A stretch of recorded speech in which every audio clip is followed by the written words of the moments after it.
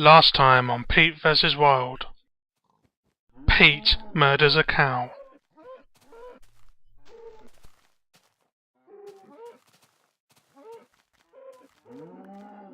Pumpkins are smashed.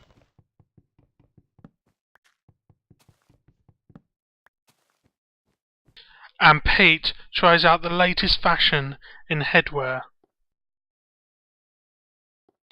This is Pete vs. Wild. After a difficult night's sleep, Pete wakes up at sunrise. He goes to his door and opens it, and takes a look and sees what's out there. There are still a lot of hostile creatures around, and as Pete soon sees, to his right hand side, a skeleton is ready to attack.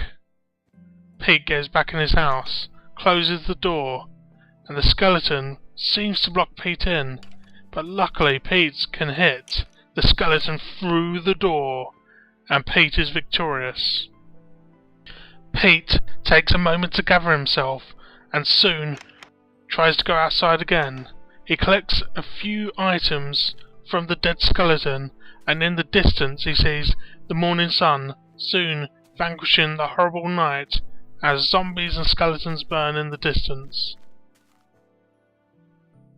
Pete takes a look around and sees where he needs to go for today's journey if he's going to make the pickup in time. Pete grabs his ladders he made the night before, and these are going to be very, very helpful if he's going to reach the top of this mountain and be able to be rescued. Pete decides to make his way up the mountain next to his house. Pete places the ladders on the rock surface and climbs his way up.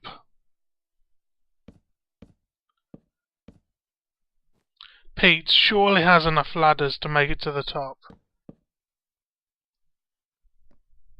Pete is soon able to skip a few levels by jumping up a few ledges, and now he's soon at the top of the mountain.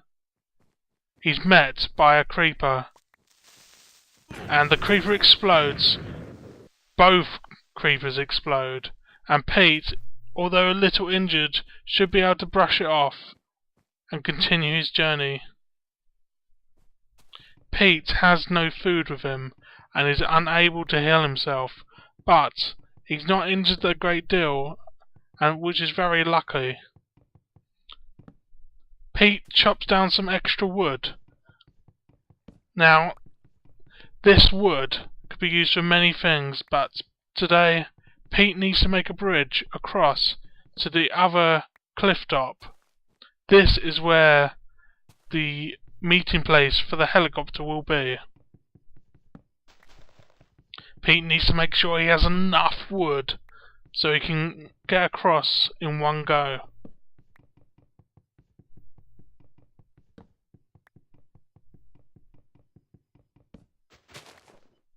In a short time, Pete has chopped enough wood, and he makes the woods into planks. This is what will make the bridge. Pete gathers his planks and makes his way towards the edge of the rock face.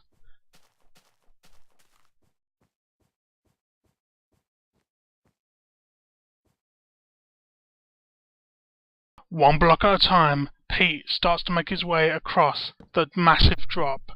One slip and Pete could fall to his death at any time.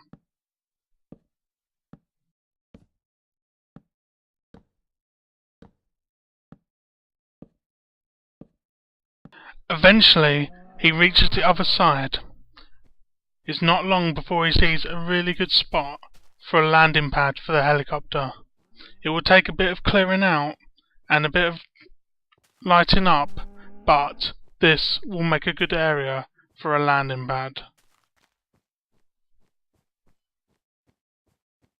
Using the many tools that Pete has brought with him, he is able to clear the land and make a flat surface. Pete first digs out all the soil with his spade. This takes a little bit of time, but he must do it if the helicopter is to land safely and take Pete to safety.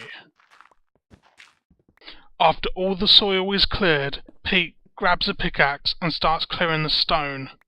The stone is a bit harder to break than the soil, obviously, but Pete has an iron axe and is able to destroy it in quick fashion.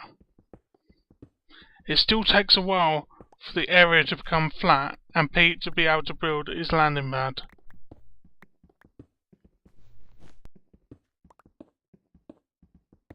The area is finally cleared out. Now it's time to build the helipad. To build the helipad, Pete must build a big H. To do this, he just simply continues doing what he was doing before, removing stone and dirt, and eventually will fill this area with wood and then place torches on top. This means the helicopter can land. Without the big H, helicopter could not land here. It's slowly getting dark though, and Pete is fast running out of time if the helicopter is able to land and pick him up.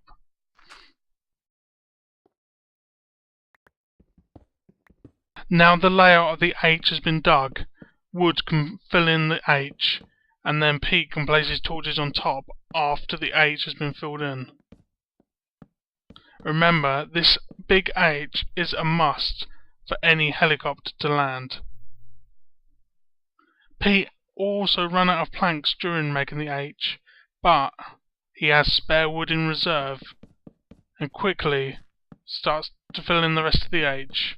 Unfortunately, he makes a few errors, but due to quick judgment, he is able to chop down wood with a spade.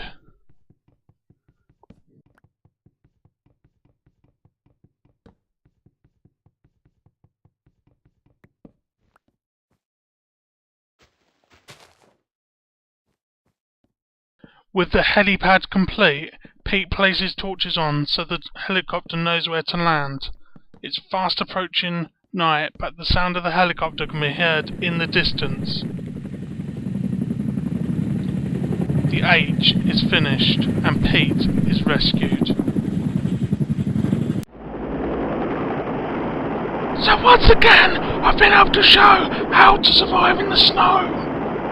Of course, they didn't show the bits that I was most proud of, where I wrestled 100 bears and 12 alligators at once.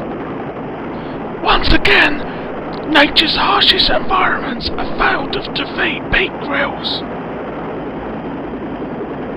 Be sure to join me next time, where I headbutt a shark and erupt a volcano, all at the same time.